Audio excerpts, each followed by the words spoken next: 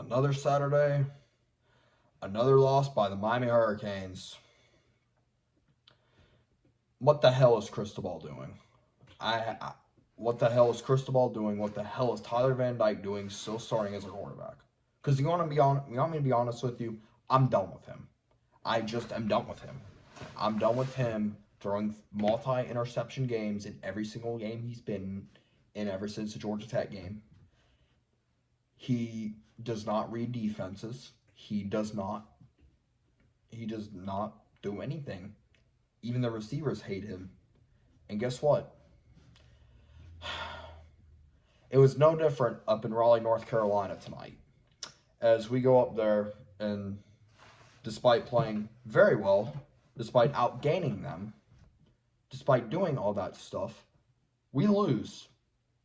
And we got blown out, if I'm going to be quite honest with you. The final score at the end of the day was 20-6, but it could have been a lot worse. It was one of these games where you have so much talent, you have so much, and you just don't know where it ends. You really just don't know where it ends. And, yeah. It was NC State's first time beating Miami since 2008. This win tonight is the second time they've ever beaten us since joining the ACC.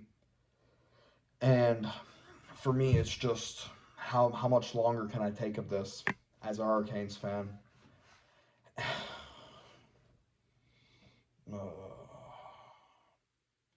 was a lot of punting. It was a very defensive battle. It was NC State. There was just bad quarterback play on both sides of football. Tyler Van Dyke, I'll give you his stats. Honestly, more like Tyler Van Doo-Doo. Or Tyler can't throw a football. Or actually, I have a new one. Shout out to EJ Farbman for this one. Hashtag TVINT. And also, another one from him. Tyler Van don't do anything.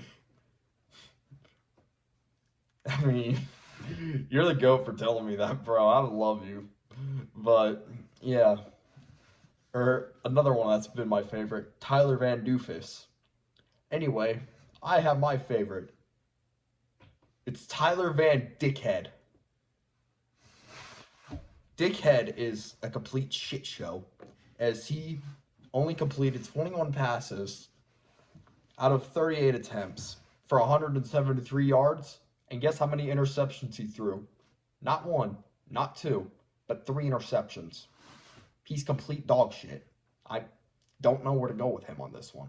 I think he's terrible. I think he needs to hit the transfer portal. I think he should have gone to Alabama last year and have Jalen Milroe come to the U. Because, to be quite frankly honest, if we would have flipped sides and gotten Jalen Milroe to the U, this is a whole different season.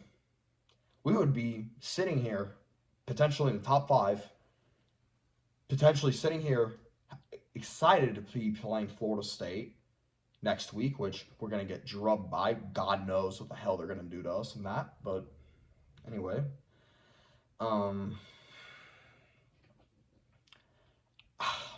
this is a coaching game. Cristobal and Shannon Dawson, dude, it seems no different from Josh Gaddis last year. No difference. I see no differences. Yes, we played NC State, who is a top defense in the ACC. Yes, we did. And I get it. I get it was a night game. I get Raleigh's a tough place to play at. But come on. The fact you threw 3 interceptions and 2 or 3 of those that you could have controlled, wow. It's ridiculous. It's really bad when I have to. It's really bad when I come on here after a game and make a reaction video.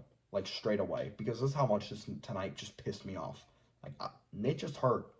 I don't know how much more of a fan I could take of being of this team. I really don't.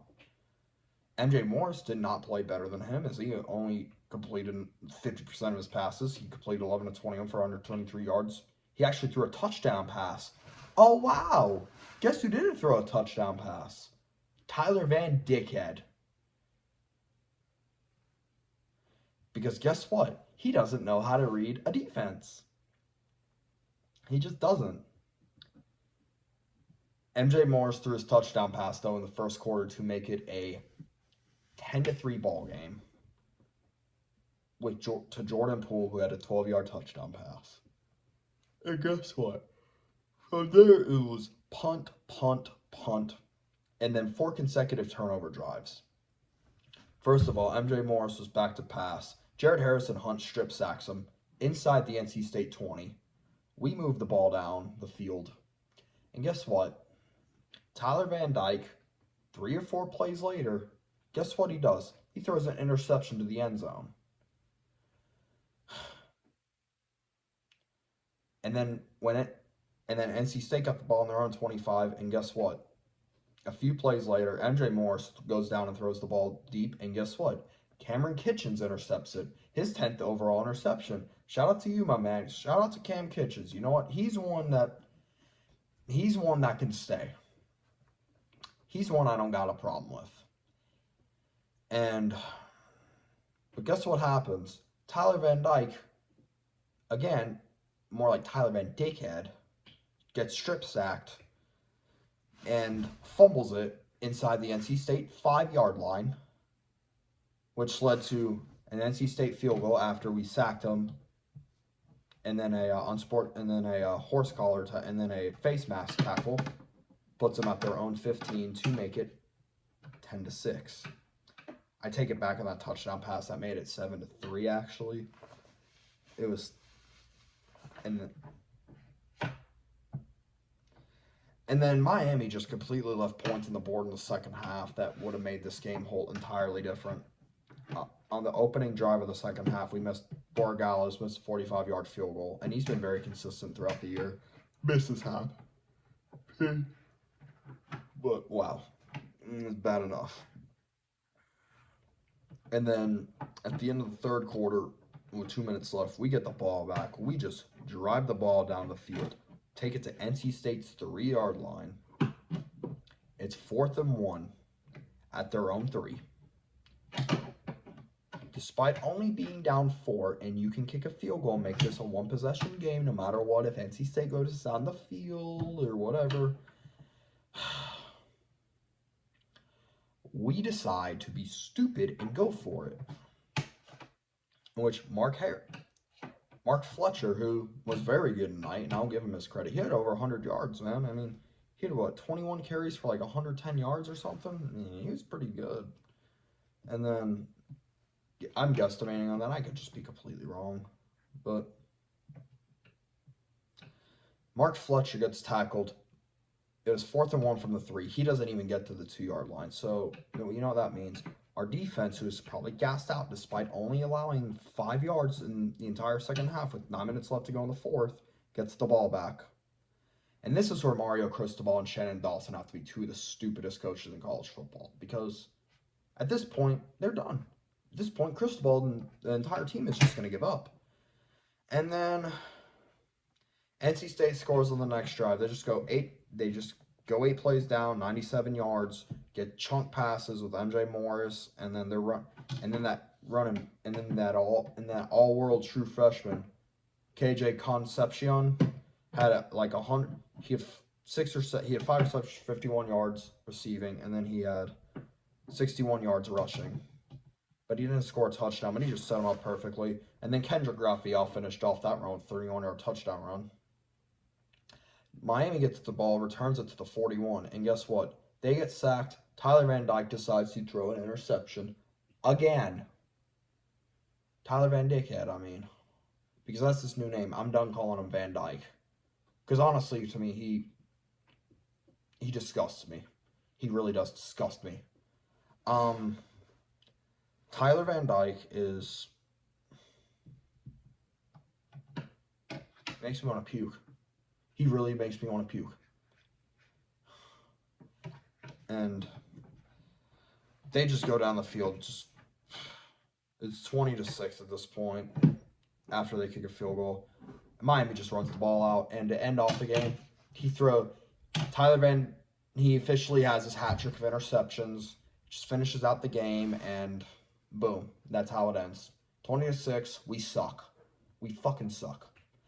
What I am going to say, though, is our defense cannot keep bailing us out every game. Like against Clemson and against Virginia, our defense just kept bailing us out. And we're lucky that those offenses are not very good.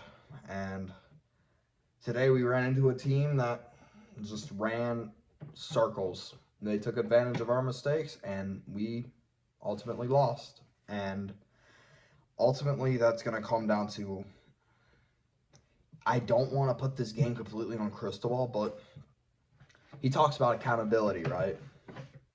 If you're accountable, why the hell, if you bench Condre Smith for something stupid and still haven't played him, why don't you bench Tyler Van Dyke? That pisses me off.